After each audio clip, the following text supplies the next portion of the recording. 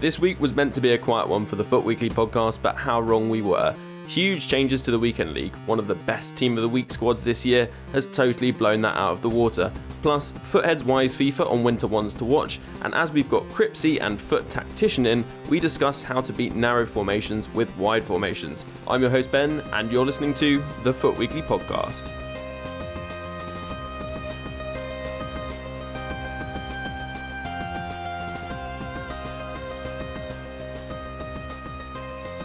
Hello and welcome to week 19 of the FUT Weekly podcast, and this week we have everyone's favourite friend from down under. It's Cripsy, aka James. Cripsy, how are you doing? Welcome back to the podcast. Oh, thanks for having me. Feeling really, really good. Very early in the morning here, well, not really early, but you know what I mean. It's time zones are crazy. There's no SBC out at the moment, and feeling really good. Thanks for having me. Yeah, national holiday as well. We won't get into the politics of it, but we may see some Australia-related content throughout this day.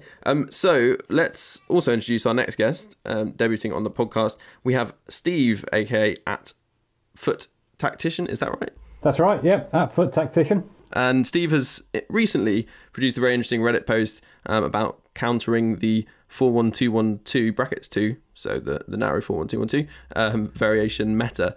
So Steve, just for a bit of context, what's your kind of average week of FIFA? Do you play FUT Champs? I know you must do because it was mentioned in your post, but would you say you're a sort of committed player, a casual player? Yeah, I'd say that I'm a committed player, but not necessarily the world's greatest player at the same time. I enjoy playing. I'll play Weekend League, and on a good weekend, I'll hit the 18 wins and automatically qualify. If I don't, then it's a case of through the daily knockout tournament and trying to get through that way. I'm a Division 1, Division 2 player. I'm happy to hit 18 wins. I'm happy with Gold 3 in Weekend League. Well then, this is a particularly interesting week for you then, isn't it? Because in the future, due to EA's announced changes, you're no longer going to need to get Gold 3 to re-qualify for the following Weekend League. Yeah, it's nice to be able to lower my aspirations slightly. Yeah, exactly. Perhaps not feel quite so much pressure. So what EA have announced is basically from now on, you'll only need to get 11 wins or Silver 2 to achieve re-qualification for the following Weekend League. Now, we get to sort of pat ourselves on the back slightly in identifying a number of months ago that Weekend League was slightly dying, and this was reflected in the fact that Weekend League got a lot harder. I think people started to drop out of Weekend League who weren't doing so well. It was harder and harder to re-qualify because essentially the player base kind of eats itself and people drop out, and that certainly maybe creates a bit more of a pleasant Weekend League for players who are on the lower tiers of Weekend League, whereas previously were perhaps hitting slightly higher tiers because of the quality of the player base basically improving over time. And that's the issue, I think, as well, you're saying, is that potentially we're seeing players that are potentially not as good that are going to be in the Weekend League, and depending on what time of day you are or depending on when they're searching, you may match up with them, giving you a slightly easier ride, potentially. Yeah. There's a lot of ways to look at this, but I think it's a positive change. In my opinion, overall, it's still a positive change. And another interesting positive, Steve, I don't know whether this is something you noticed, was that this was announced by an EA member of staff rather than just being a sort of anonymous EA message put out to everyone. Is that something you picked up on? It is, yeah. I think it's a great signal from EA that they're actually moving towards a more transparent approach. That it's not a case of just things being done behind closed doors and we're not hearing about it. I think the fact that the communication was direct certainly indicates that they're taking this much more seriously, and they're taking their relationship with the players much more seriously, which can only be a good thing. Yeah, and also I think in that they also explained the reasoning behind it. It wasn't just like, we're doing this and that's it. It was like, this is the reason we're doing it. We want to encourage more participation in the Weekend League. We've noticed that normally, like, the vast majority of players seem to be playing to Gold 3, 18 wins and then stopping because they've reached their qualification, and that's why we're reducing it, to allow more players to do that, and probably because that'll encourage more players to play it. And also I know for a fact from anecdotal evidence of people who... Sorry, I just knocked my mic. Anecdotal evidence from people who actually listen to the podcast that certainly qualifying for the Weekend League has got a lot harder over the past sort of month or so. Players who are having to kind of qualify regularly rather than just going straight in again. So that's a sort of important thing to note, and will definitely sort of encourage people to play the game more play the weekend league more, which I guess is only like a good thing. But James, one thing that I'm sure you will be a fan of is the new kind of matchmaking system, the new way of selecting kits, the fact that stadiums are going to be the same. Is that something you're positive about in this update? I'm definitely more positive about it. I think people are forgetting that there's some great changes in here. I think people are still jumping on a little bit of a more negative bandwagon. The fact that you can only see the kits that you select for yourself and your opponent is brilliant. Yeah, we should just point out, because a lot of people are being slightly confused about this. Yes. I've never seen so much confusion on Twitter. It seemed really clear cut to me, but again, I don't really understand. I might have just read it one way, or someone explained it to me when I was sitting there and watching it and reading it. But I don't know. It just seems like everyone's a little confused right now. Yeah, Steve, you're quite good at explaining things. Can you put into words what they've done here? Yeah, my understanding is that it'll be the case that if you're playing in what would ordinarily be your home kit, your opponent will appear as playing in your away kit. So to explain, let's say, for instance, if you were playing a game of squad battles, you have the choice of selection between your home and away kit. So if in Weekend League you choose your home kit, automatically your opponent would appear to be playing in your away kit, or vice versa. Yeah, and so basically the way you got to think about it is that your opponent is basically seeing a completely different set of kits to the kits that you're seeing. That's right. Which is kind of confusing, yeah. So your opponent is playing in their home kit versus their away kit, for example, and you're doing exactly the same but with your own kits. Yeah, I guess it's the same game, but it's two completely separate visual experiences, I guess.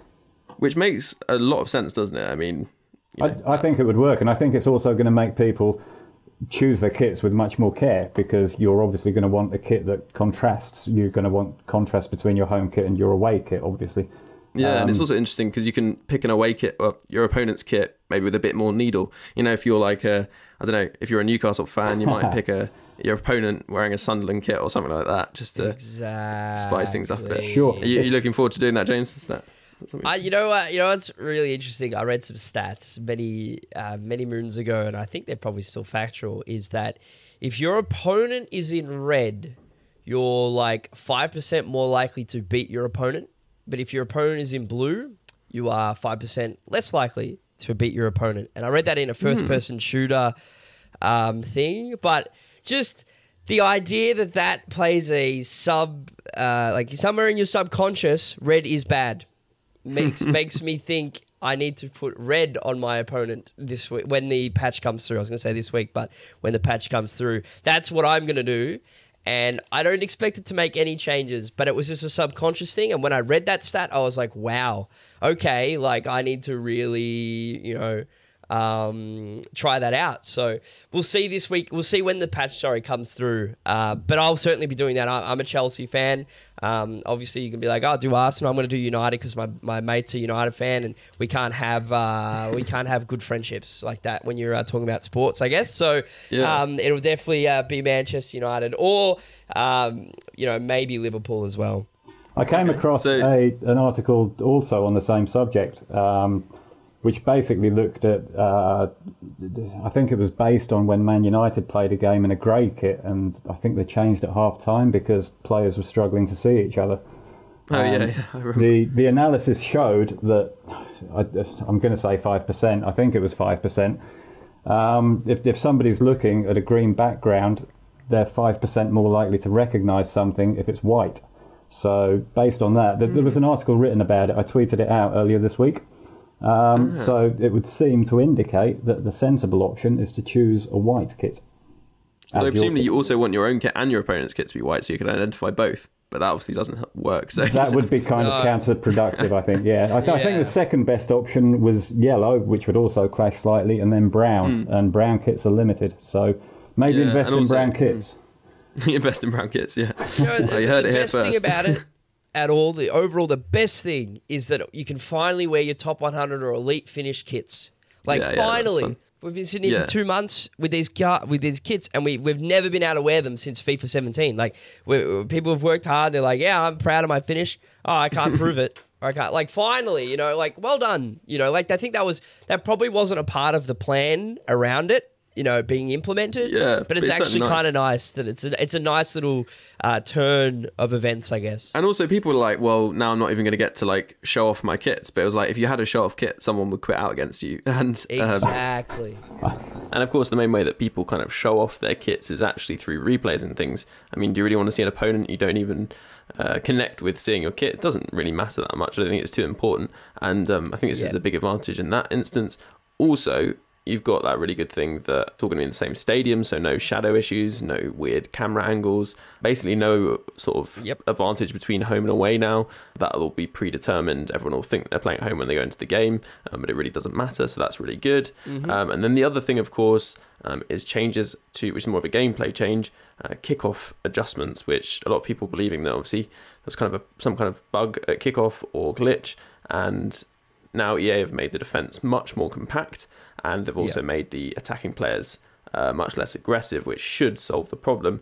But James, how did you feel about that? Did you think it was something that needed to be changed? Yeah, and I think I was of the belief that there was no such thing as a kickoff boost, and then I think there was one game that just absolutely like nothing happened for 80 odd minutes. And then I scored a goal and I was like, yes, I've broken through. And then I never felt more under threat in the entire game than the next 2 minutes after scoring a goal. But then you see that so often in real football, though, don't you? I mean, suddenly a team breaks the deadlock and then the other team's onto them. And so that's exactly what should happen. I feel as though there's two things. There's the idea that there's a kickoff boost or a glitch. Where it's just the defender, like the defenders are literally just flat-footed, like they just stand there, and that doesn't happen in real life. Do you know what I mean? Like defenders aren't flat-footed off kickoff. They're not. They're still moving up and down forward. They're all in their line, whatnot. At least there's movement, I guess. Whereas in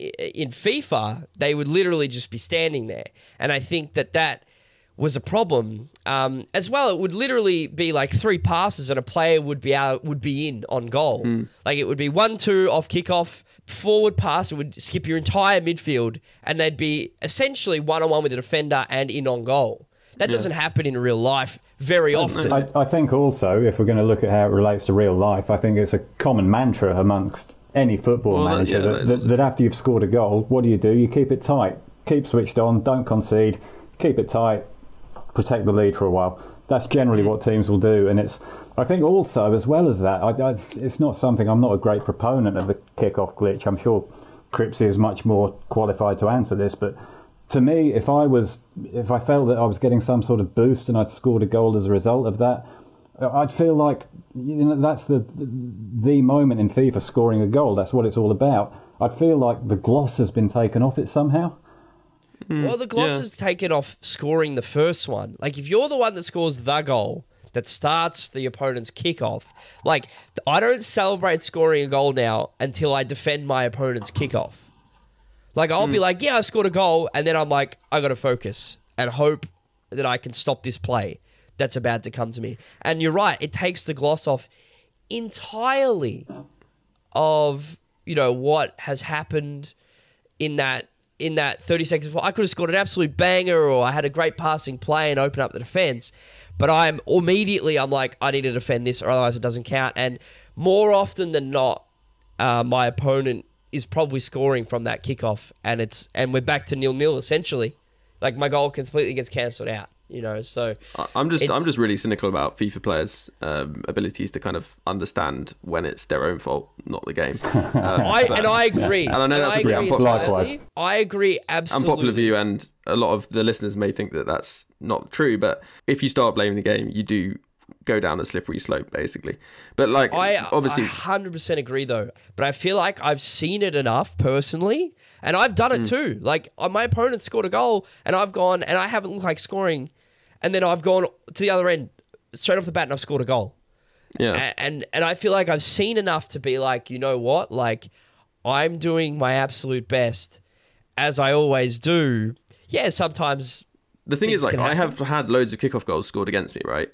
Like plenty, but I always have loads. And it's because I don't concentrate. Like, after the goal's scored, I'm like, I didn't switch on there. Like, I got into the lead against a player who wasn't so good, and I switched off because I thought I had the game in the bag. And if you do that at any point when you're playing FIFA, it's dangerous. But the time that you do that is almost always when you've scored. And the margins, especially in FUT Champs, are so tight. The players you're playing are from really similar ability. I think a lot of the time it is down to your personal kind of lack of concentration, basically. But like, I want to just move on, and as I'm the host, I get to have the last word on that because that's what I do. So yeah, we'll move on to actually, let's quickly do a question just to whiz around, because John Van Uden asked us, do you think EA are finally adding a proper layer of transparency with the devs themselves talking about the changes? Just a quick one-word answer. Do you think that finally we're getting a bit more transparency and that's set to continue? James, first of all? Maybe. Okay. And Steve? You stole my line. Perhaps. Perhaps. Okay, cool.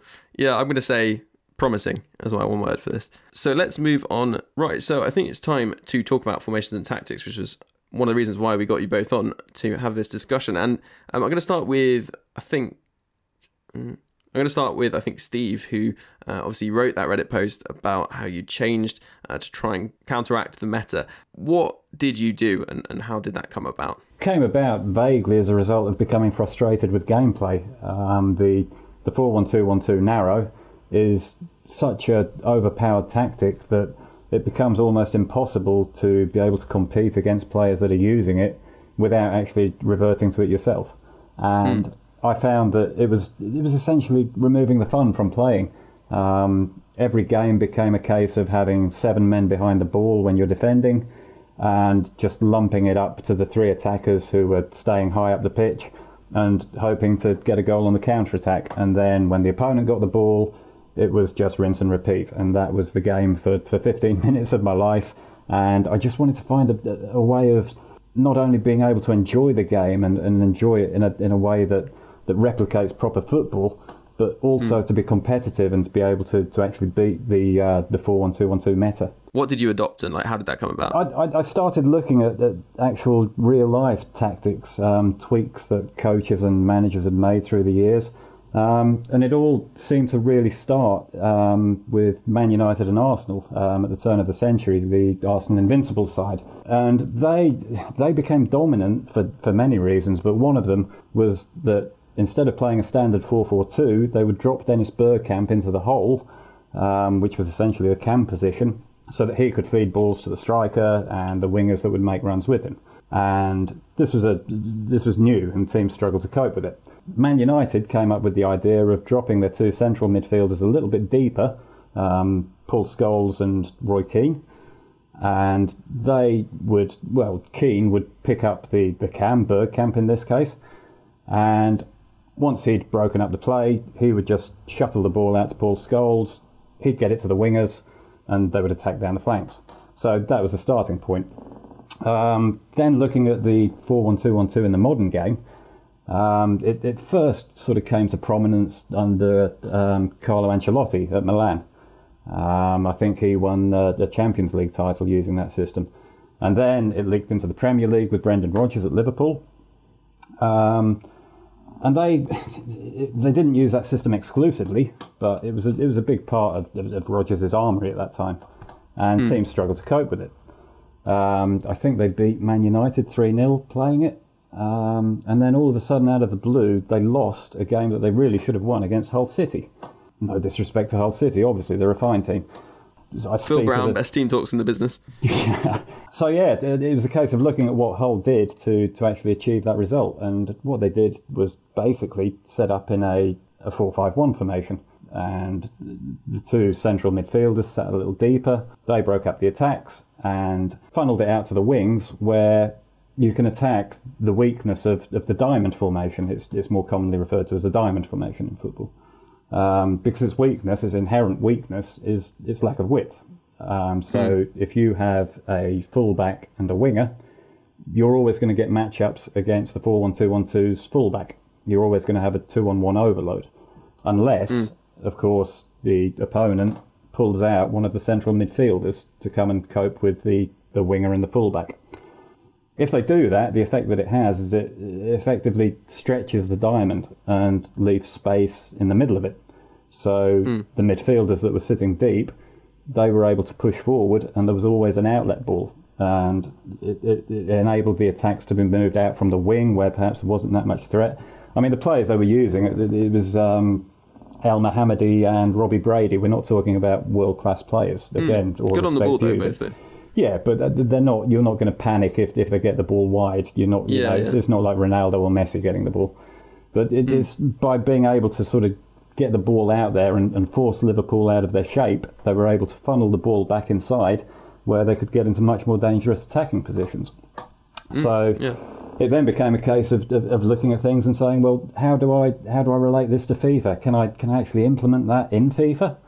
And through meddling around with different things, eventually settling on the 4-2-3-1-2, it became quite apparent that it was perfectly possible to do that. It required a lot of patience. It required exploiting the mismatch on the wings and trying to funnel the ball inside where possible. But it worked. It worked a treat. And I felt that it was something that should be shared. Because I guess I'm not the only one. I can't be the only one who's experiencing similar kind of frustration.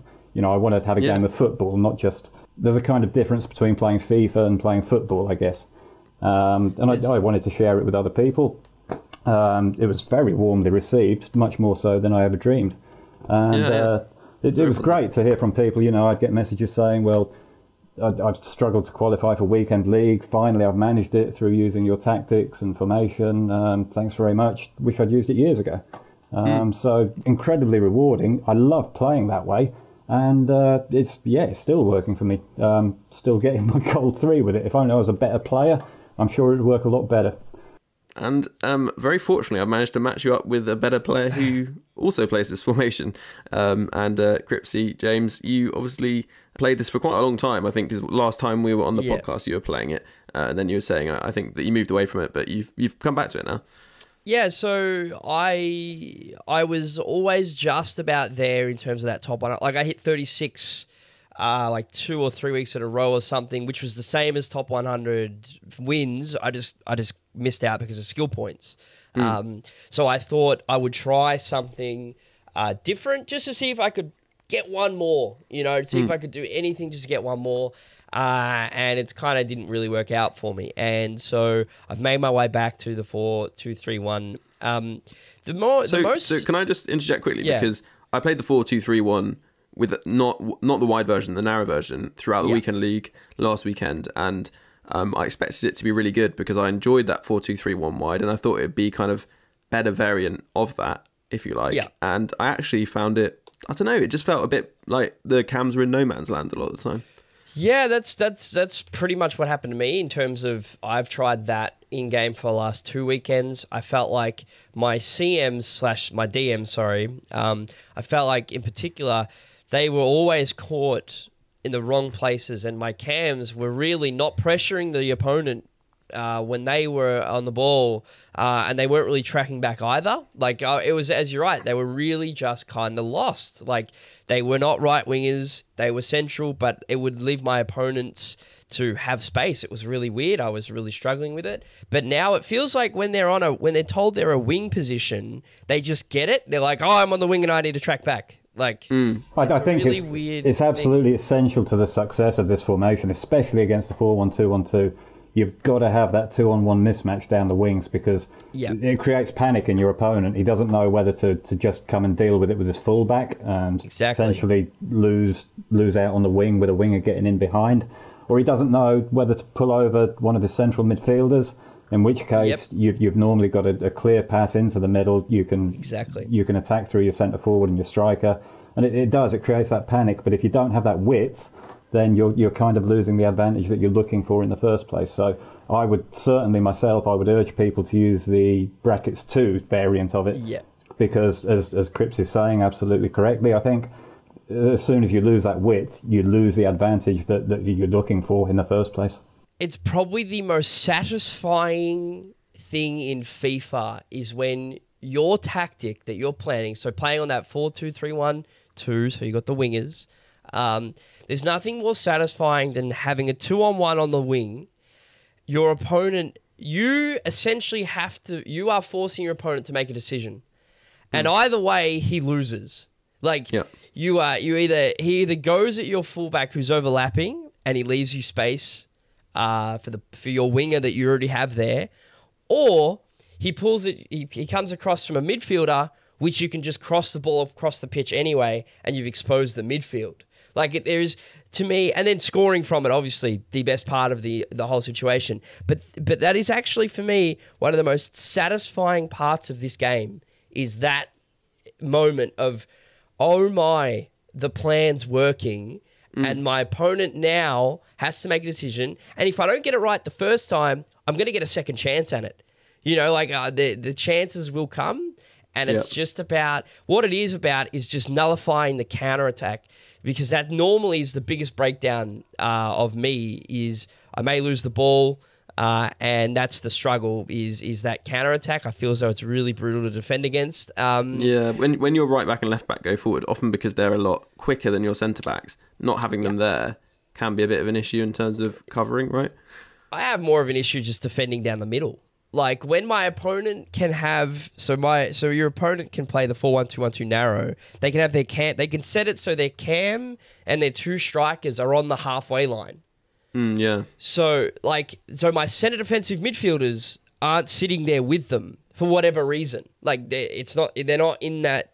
The DMs aren't told. Like, even if you tell them, they kind of don't sit there. They move forward, even if their job is to sit there in front of them. So I think that's a part of the game slightly, is that they kind of forget their positions. Something I've been really frustrated with, and don't get me wrong, instructions have improved a lot this year, I think. They do work better, is that the fact that your DM doesn't have the defensive responsibility that a defensive midfielder should have. When I set my centre defensive midfielder to stay back, I expect him to sit in front of the back four and not do anything else.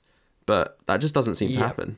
I think what I've found that works with that is that the CDMs that I've used, I set them on stay back while attacking.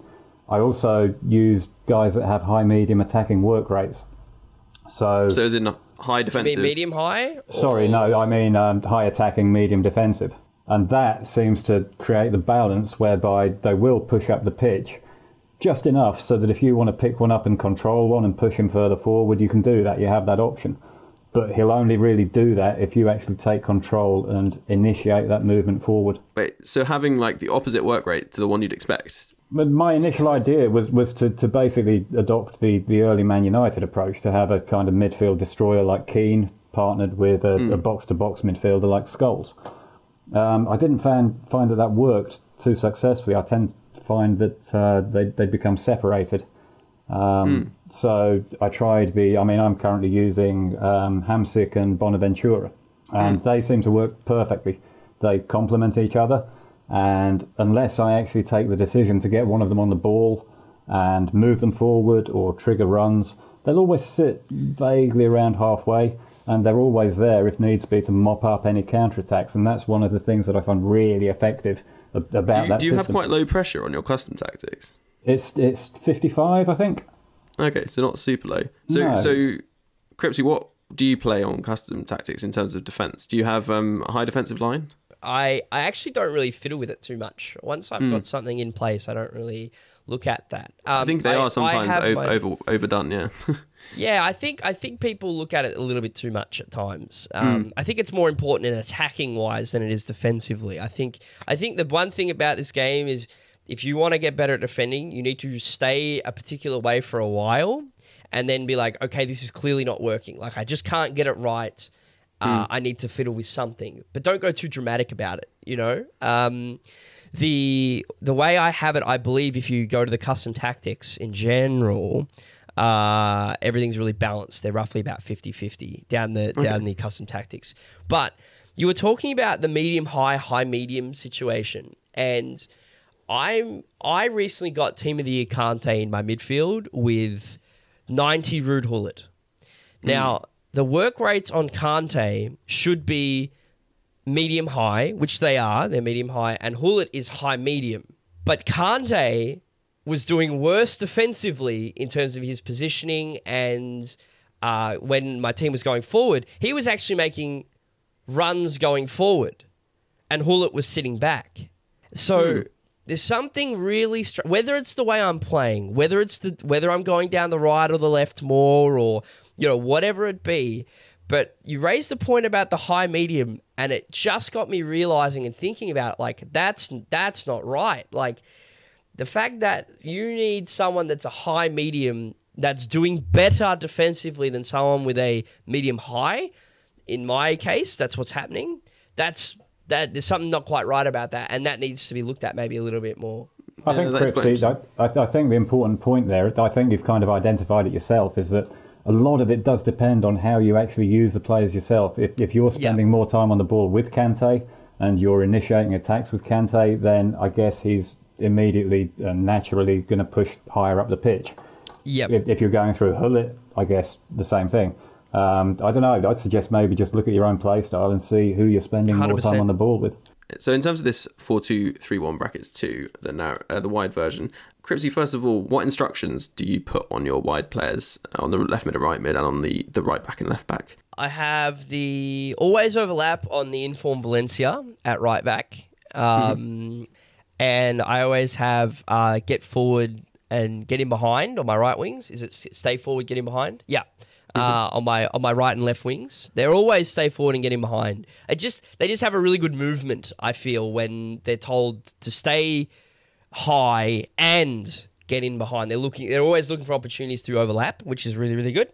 My left back, and I've been screaming at Team of the Year Marcelo, I'm like, please, like, go forward. I want you to run forward. And he has this real habit of not going forward.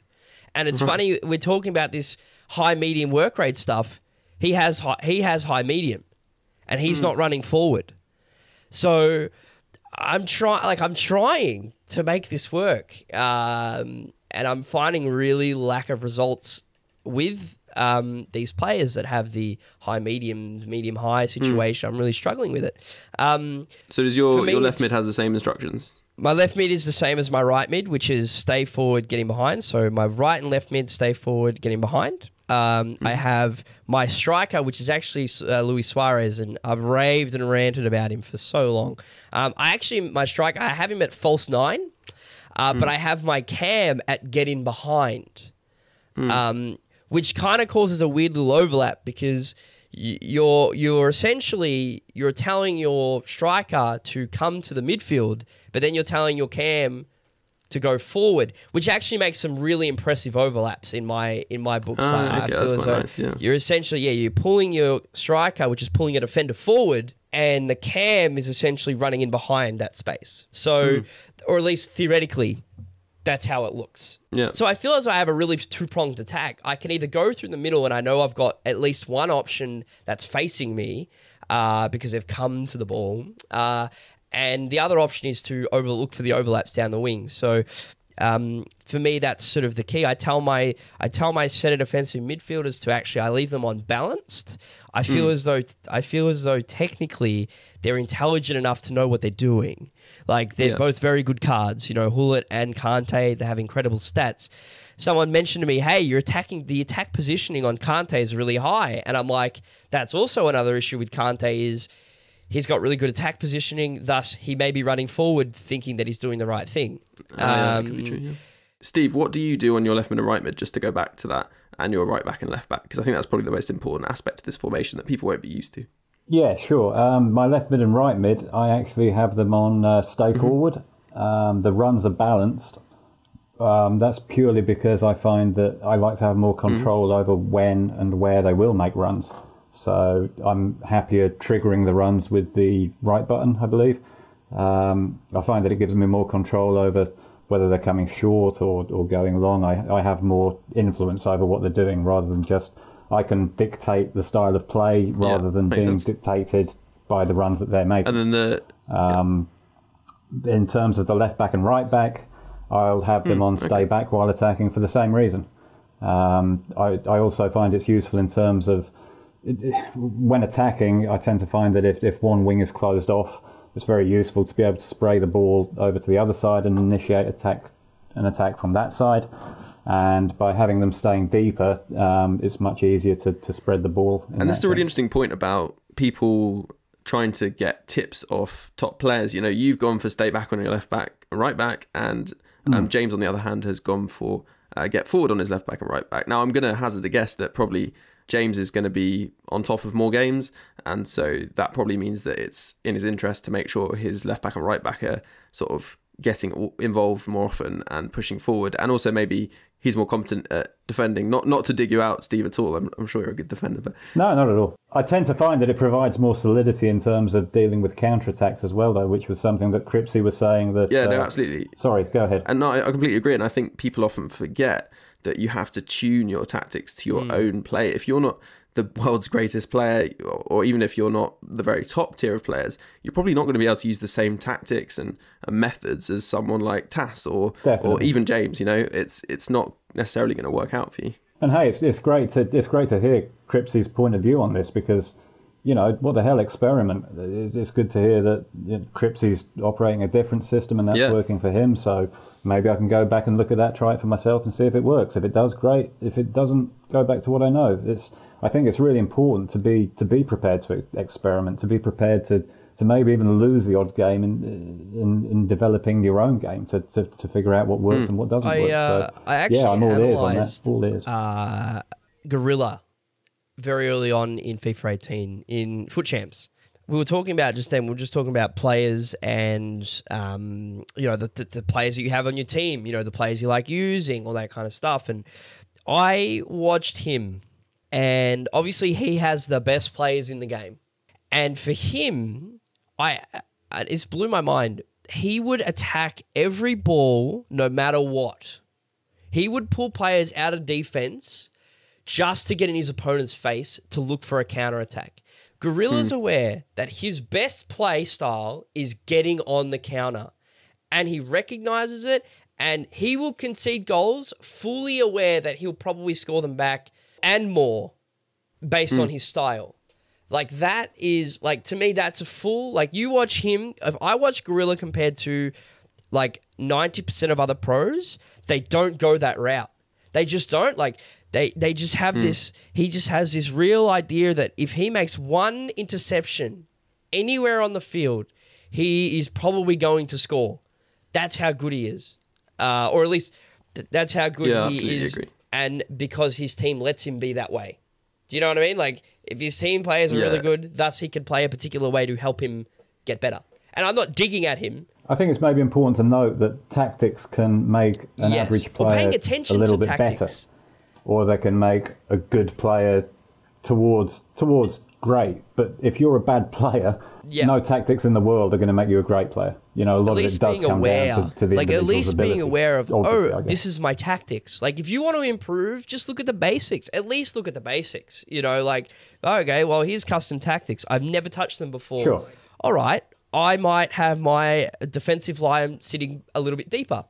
Or I might have more passes or more shooting opportunities. Or I might flick from offside to cover.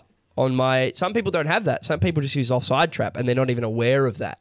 And I don't think that works very well in this game, is having the offside trap. But I think just in general, improving just in general is just at least looking at it and beginning to understand how some of these affect in-game. So I just wanted to come in on that point on Gorilla, actually, because for those who don't listen, make sure you do. The FUT Champions podcast last week had New York Red Bulls player Mike LaBelle, who's of course been on this podcast before, and he was basically saying that even him, with his excellent playing ability, could no way replicate what Gorilla's able to achieve. The way not able to achieve, but the way he plays in the game, he couldn't achieve that, and he's very accepting of that. He's tried it, but the way he plays, he's very methodical. He's not sort of high twitch FIFA player, if you like. So he just wouldn't have been able to recreate that. And so I think there's got to be an acceptance if you're a player. You know, you're like many of us at sort of gold 1, maybe down. You know, just basically any tier of player. You've got to sort of slightly accept your bed and lie in it, and then think about ways to improve that relate to your level, because you can't just suddenly say, I'm going to play like Gorilla and take his tactics or whatever.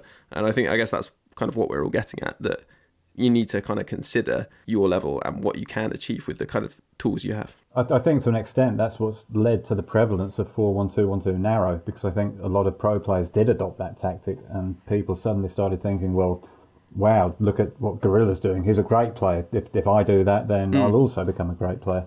And it just doesn't work like that. And that's the kind of point that I'm making. It's not your tactics. If you're a bad player, they may make you slightly better. I'm sure they would make you slightly better, but they're not going to turn you into an overnight sensation. It's still about getting better at the game, the rudimentals, and putting them into place in a formation, in a system, which is going to suit the way that you play and give you that extra little bit of edge. Definitely, completely agree. And I think on that, it's time for a little bit of a break, and then we'll be back with some trading with WyseFIFA, and these guys will talk about the team of the week as well. It's a good one. You don't want to miss that.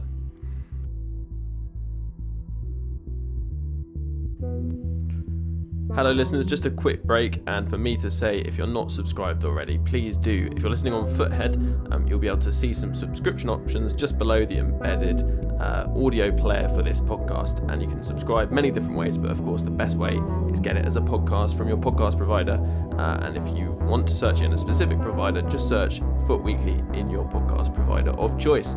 Right, let's get back into the second half, starting with WyseFIFA. Hey Wise, how you doing? Hey Ben, doing well. Good to hear, good to hear. How's your team of the year been? Team of the year went really well. I didn't really open too many packs, had to save that money as a broke college student. But other than that, I made some good coins, looking to make some good coins this week, made some smart investments, so hopefully that'll pay off. How about yourself? Nice. Yeah, it was pretty good actually. Kind of similar, like I didn't sort of go big on the FIFA point spend, but I still managed to kind of get some, I think I managed to get Inform Schmeichel and a few other cards in just packs I'd saved. So it wasn't a bad week actually. Oh yeah, that's nice. And I also managed to purchase some players pretty cheap as a result of the market going down. So a happy week or so, to be honest. And it's looking, as we've been saying in this podcast, certainly like the excitement's set to continue with an interesting week this week. But actually, let's just first of all look back on the past week. What would you say has been the kind of overall picture of the past sort of week or so?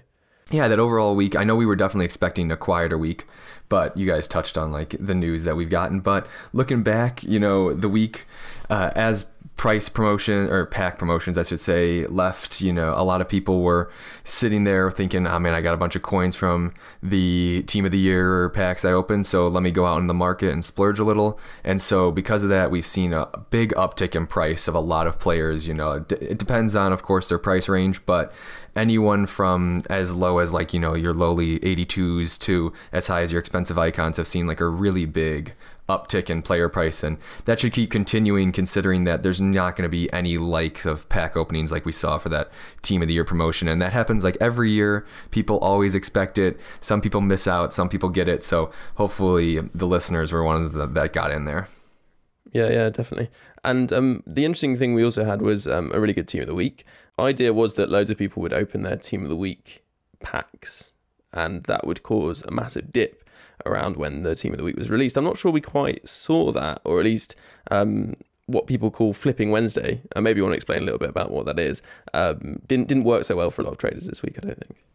Yeah. So I mean, of course, like the flipping Wednesday is a bunch of people had those saved up team of the week tradable packs, and of course, a bunch of people were going to open them on that Wednesday right at that 6 p.m. UK time. And because of that, really no one knew what the price was, and since there was like that lack of price discovery, there was going to be tons of deals for the informs at lower prices that you'd be able to like snipe, if you will. And that was definitely getting a ton of hype on Twitter and other outlets, but I think a big issue with this team of the week, not that it was poor or anything, it's got some really solid players, was that a lot of those informs actually had previous cards, previous special informs that made sniping and getting your sniping filters correct really difficult, especially with the likes of Bailey and Gentner. And because of that, and Nacho as well, but because of that, people were funneled. You also had even the likes of Talisca had one already. Oh, yeah, right, yeah, Talisca, for sure, Fakir. Yeah, exactly, there were loads. Yeah, those and like all those players would be really solid to snipe if this was another week and if it was similar to like team of the week 16. But because people like probably started getting frustrated with those cards, they started getting funneled to other cards, the likes of Mueller or Muriel. And I think that there's a little bit, and we were discussing that a little bit, that we might feel that there's a little bit of an issue between players' prices and might be poised for not the best returns. Yeah, it did seem like that Muriel was sort of massively inflated at the time. But I guess it's something to look out for if this happens again. You're probably not going to make very good sort of sniping returns. But let's look ahead a bit and talk about what future promotions are coming up, because that's what, of course, will impact the market longer term. What do you think? Because I mean, obviously the market's risen this week. Do you expect it to continue rising next week, or are we likely to see a bit of a balancing out? I could see for the most part the prices staying as high as they are.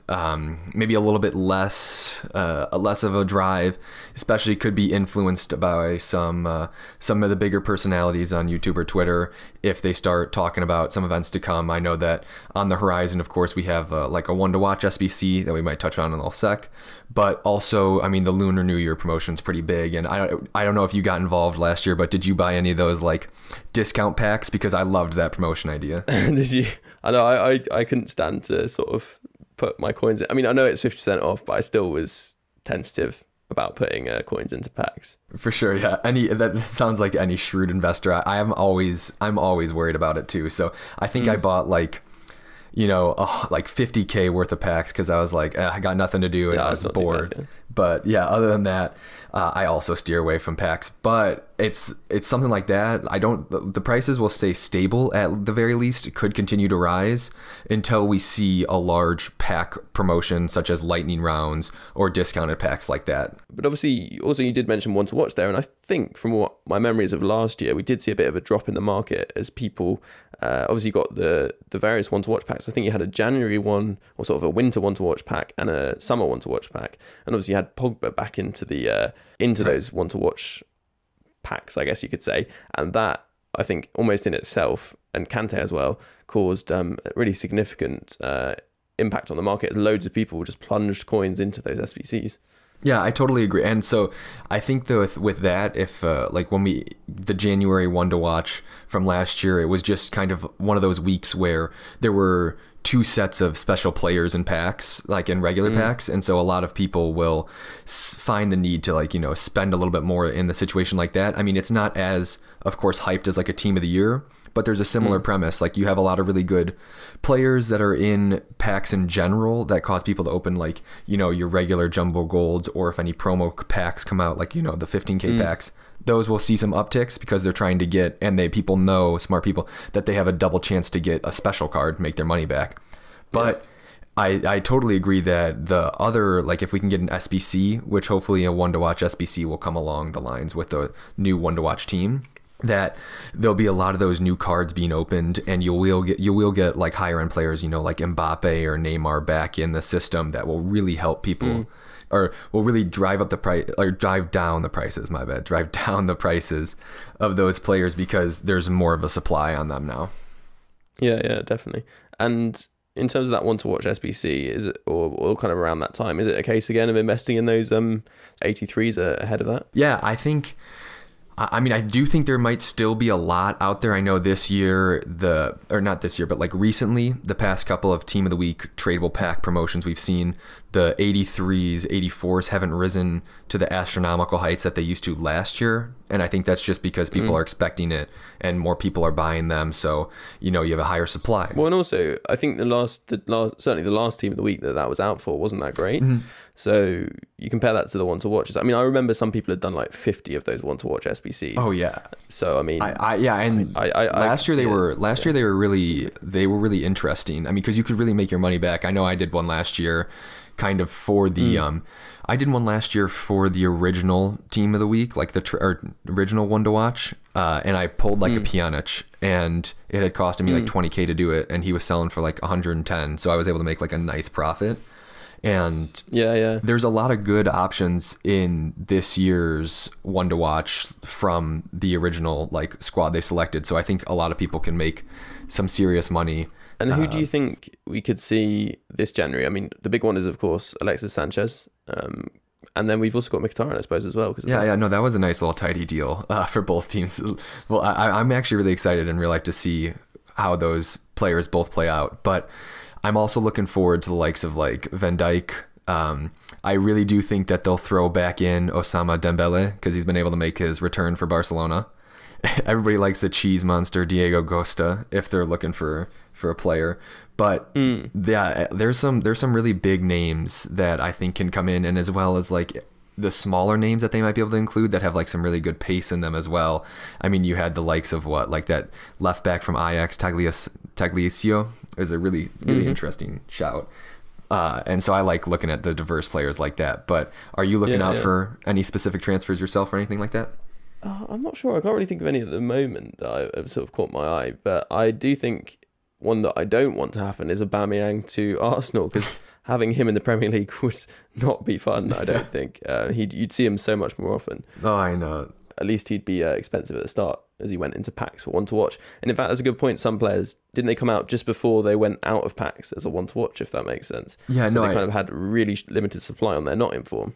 Yeah, I think that's a great little that's a great little niche thing to bring up. There is that little grace period where, you know, from the end of the transfer window, when players just come into packs by EA, and then if they're high profile enough, they will get sucked out and replaced by their one to watch, and you can make some tidy profit in there if you're able to pick them up soon after they're released, if you're betting on them getting a one to watch. I think that's a great shout, Ben. That's a really good insight. And before we move on to a question from a listener, actually, we should just say we've obviously got upgrades at some point in late February, which is worth noting. And people are starting to sort of invest in cards, aren't they, at this stage? So you'll already see some of them maybe slightly risen. Obviously, we're not going to say particular players, but if anyone wants to sort of check on a player, whether they're likely to get an upgrade, if you go on a website called SoFIFA.com, that has all the head-to-head ratings, basically. And if a player's been, say, upgraded by 1 or 2, and that's been an upgrade for a while, you can see how long they've been upgraded for, then that's normally a player who will get an upgrade. You can also see things like skill upgrades and weak foot upgrades, which are quite useful as well to know, because that can, although not change the value of the card that much, it can certainly make them more desirable to yourself or others, certainly. For sure. And that final question was, so we've got the big tournament this weekend in Barcelona. Do you think there's anything that could do to affect the market at all? I mean, it's not something we've sort of seen too much before, but never know, right? Yeah, no, I'm with you that we didn't in the past really see too much of it. And this year, though, hopefully, you know, as the tournaments become a little bit more popular and more people will be tuning in, there's always a potential for, you know, something to go and impact the market. And I think that something that might happen is, I mean, with the weekend league announcements about that might have more people coming to the weekend league. If people are starting to watch the streams and they see that every pro has like a big meta player or a player that's in the range from, you know, like a 50 to like 500k, if every player is using those players over the likes of like a legend or, I mean, icon or a team of the year player, then some people might be more inclined to go pick them up. And because of that increased demand for a player like, you know, for example, if it happens like Inform Nainggolan would drive that player's price up, you know, at least a few dozen K. So that might be a nice little room to make a little profit, but I don't think it's going to be market breaking. We know that real life events affect player prices. I remember even before One to Watch existed, someone like Lewandowski increasing in price when he scored his hat-trick, or was it even 5 goals in the Champions League or something? Yeah, that was insane. Yeah, so it's always worth looking out for these things, isn't it? But let's go to a listener question. We had a question from Lorne who asks, I'm looking to buy Inform Aguero to finish my team. I've got just over £1 million. Do I buy his 91 or do I wait for his 92 to drop, or should I wait for a February player of the month? He says market and trading has never been his strong point, but of course that's why you're here, Wise. Right, exactly. To impart your wisdom on our listeners. Yeah, share some knowledge. I just as a little preface for all those Inform Agueros, I love using them. I've only really used them in draft, so I don't think you can go wrong with either card. But if he's trying to be frugal or smart with his coins, the 92, of course, if he can afford it, will be the best one. And I do see his price coming down like regular Team of the Week items. Of course, as the Team of the Week gets later, his price should come down just, you know, as supply increases of his card. But that Player of the Month is where it gets a little tricky. I think if he could hold off till, you know, after their next match day and see if Aguero puts in another performance, then maybe he should wait, because that would kind of guarantee, you know, Aguero this Player of the Month. I definitely think the 92 should be his goal. If he could be patient enough to see if Player of the Month can happen, then that's the only real other recommendation I have for him. And of course, the other thing is to note is we're likely to see the market drop around One to Watch and Lunar New Year. So I guess if he really wants to be careful with his coins, then just holding out would probably be the best option for now. Yeah, for sure. totally back that. Okay, great. Well, Wise, it's been an absolute pleasure to have you on. Finally, I know we've been trying to get you in for a little market discussion for quite some time. You are, of course, also part of Futhead in your own way. You've been doing articles for them. Yeah, I do. I try to put out at least a few a week. One to watch, Path to Glory are my specialties, and of course, like to dabble in the marquee matchup predictions as well. If any of you listeners are betting men yourselves. Yeah, it's always something to gamble on, I suppose. And you can find those on the Futhead website, of course, and also on your Twitter, which is Wyse with a Y. Yep. So WYSE, FIFA. And I think you also have a YouTube, don't you? I do have YouTube, looking to grow it in the future, so watch that space. But yeah, Ben, thanks so much for having me on. Always a pleasure. Always enjoy listening to the pods, keeping it fresh. Great. Cheers, Wyse. Thanks very much. Cheers.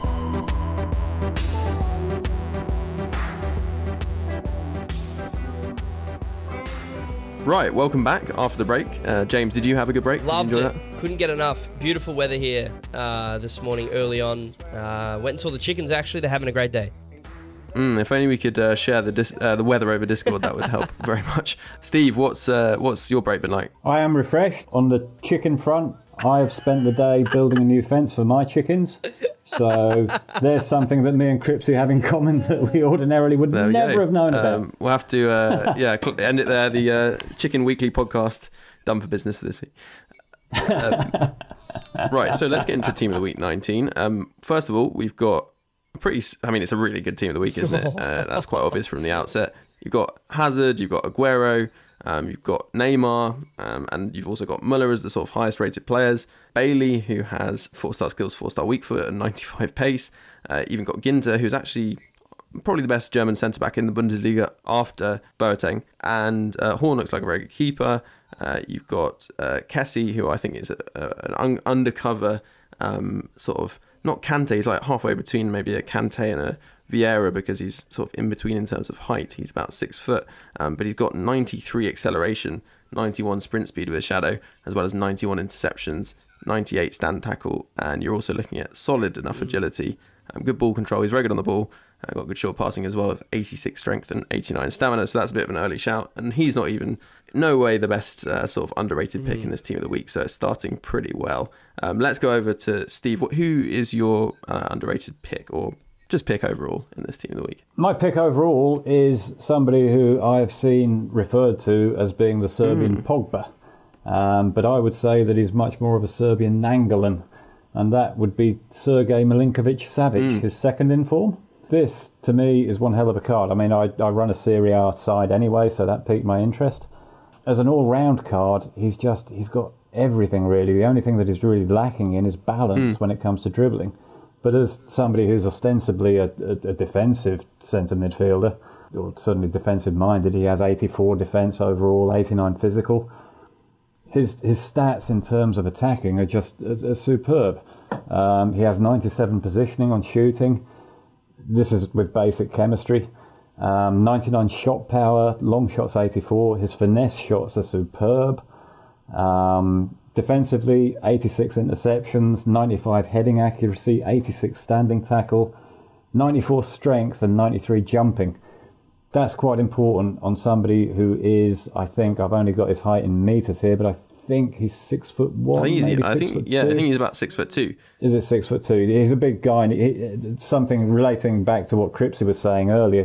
He looks big in the game. He's an intimidating presence, without a doubt. And yeah, I've found him fantastic. He's got the high medium work rates that I love as well. And there's also the fact that he's mooted for a winter upgrade. So we're looking at a card. I picked him up on Thursday when Team of the Week rewards came out. I got him for 90,000 on a snipe. He's already up to 142,000 on PlayStation. If he gets the upgrade, it's also been talked about that he may get an upgrade to 4-star skills. We're going to be looking at a card that's going to be selling for more than Inform Nangolan, which is currently, I believe, somewhere around 440,000. So this card has the potential not only to make a difference to your team right now, it could also be a fantastic investment. I mean, he's a really future. good card. I think the only criticism I had when I used his 83 was maybe he just didn't feel quite on the sort of really usable level in terms of his sort of ball control and dribbling, you'd kind of have to use Engine on him because of his low balance and agility, which, you know, someone like Nangalan is very good in that department. But with this card, you can probably afford to play something like Engine on him because the other stats are very good. With basic, Ben, his ball control is 95. But that's still, I think, 92. because of that balance and agility, he maybe just didn't feel like his stats would have suggested. But as you say, this is his big boy, yeah. You know, he's a big guy. I think that often happens. Yeah, I just think, you know, you look at someone like Pogba and Nangalan, both of them are quite strong players. Pogba's very big, but he actually has quite good agility, although his balance isn't so good. So, I mean, I'll accept that he's going to be a really good player, but I just hope his agility and balance don't sort of let him down. You're never going to dribble your way past defenders with him. That's not a question. You are going to be able to surge past defenders with him. He seems to have a kind of momentum to himself that once he gets going, he's pretty bloody hard to stop. So let's move on to James, your pick. Who would you like to talk about in this team of the week? I want to talk about, this might be a first, I don't know if this is a first, but I want to talk about a player to steer clear from. Would actually be a Nacho Fernandez. He's the 86 rated from Real Madrid. And there's a few reasons why I say that. First of all, he actually has 80 pace, but he actually has 75 acceleration. So it's a little bit of a lie. It's the same as the team of the year Bonucci situation. Everyone's like, Bonucci has 80 pace, it's sick. Yeah, but he had like 72 acceleration or something like that. Like it was just really, really low. So you're looking at a very similar, I guess, in that sense. His agility is quite low as well, which obviously is, as we know, agility actually makes a difference in terms of pace. I know that sounds strange, but it's true in game. And his aggression is slightly low for a centre-back as well, being 79. Now, obviously, I would have an anchor card. If I had to have this card, I'd have an anchor card, and it boosts kind of everything up. Fair enough. If you believe that they work. I do. Some people don't. But I do believe the agility, and in particular, like you're looking at dribbling in particular, it looks like he's down to 61. So if he is to get the ball and he gets a really awful first touch, he has high ball control being 83, but if he has a bad touch, that ball might spray wide and go to your opponent. So I'd be very wary. He's selling for 100k right now. I'd actually be really, really wary of actually using that card. Yeah, I kind of agree with you. I also think, you know, he doesn't have the best height and his work rates aren't that great either. And actually, let's just wrap up this team of the week. So the final two players I just wanted to talk about, we should mention Balotelli, obviously also an interesting player, which people enjoy, but I'm not sure he's going to make a weekend league team. And Fekir, he may well make a few weekend league teams. I see he's not in form surprisingly often, and he's got really good shooting, but maybe just that 3-star weak foot causing a bit of an issue. I think 4-star weak foot is just so important this year. But the two players I want to talk about are Anderson Talisca and Luis Muriel. Both of these guys I've actually managed to use for about 6 games last night because I bought them when they came out. I don't normally do a review or proper review after 6 games. I don't think it's enough games to sort of take into account what players really like, and if you're not playing weekend league or whatever, it's also quite hard to tell. But I'm just going to make an exception this week, and I think I can say for certain that Talisca is a fantastic wide midfielder. I was using him at left centre mid, and if you look at his stats with Shadow, I mean, on his card he's got 87 shooting and 87 passing, so that's already really quite good. The only thing is to say is he does have 97 free kicks, which and a 95 curve, so that does kind of slightly perhaps skew the passing to that 87, because he's got 85 short passing and 85 long passing, which is pretty good. He's also got 87 crossing, which is quite nice, I think, for a wide centre mid.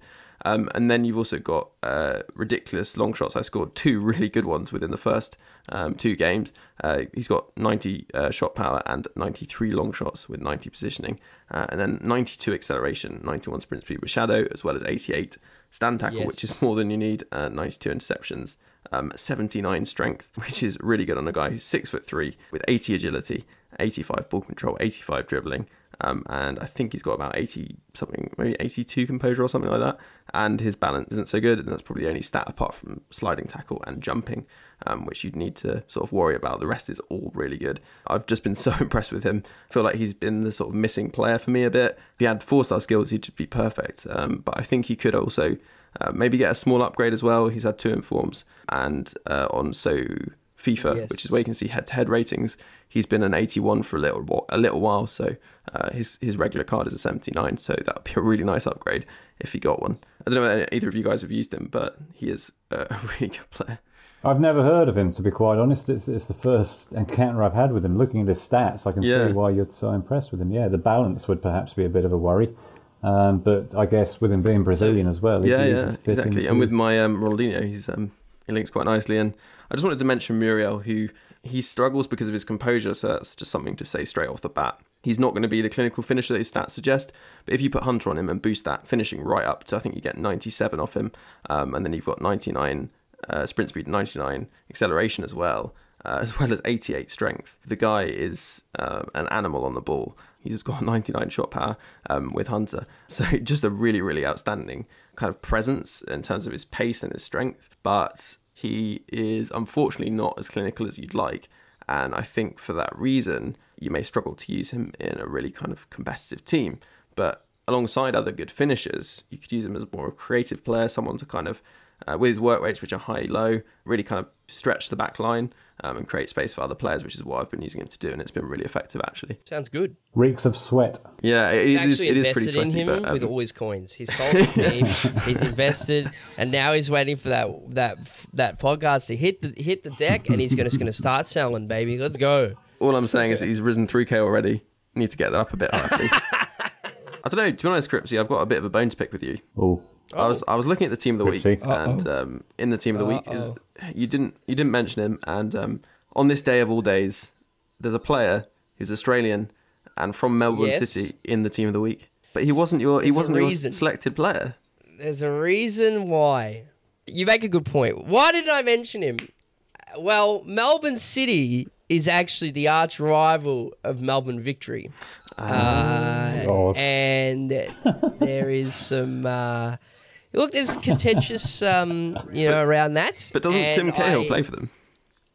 Yes, but different when it's an Aussie icon. All right. Okay. You have my attention again. When he's an Aussie hero, all right, I let it slide a little bit. But it definitely does know to mention is that we do have an Australian player in there, and it is great to see that Australia is getting recognised a little bit more often, I think, by EA this year than normal. So I'm happy to say that we do have an Australian in there, and I'm sorry, I'm sorry any City fans that I didn't mention him. All right.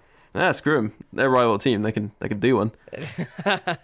One thing that all our listeners need to do. Go away and look at a guy called Osama Malik, who plays for Melbourne City, has the best hair on FIFA.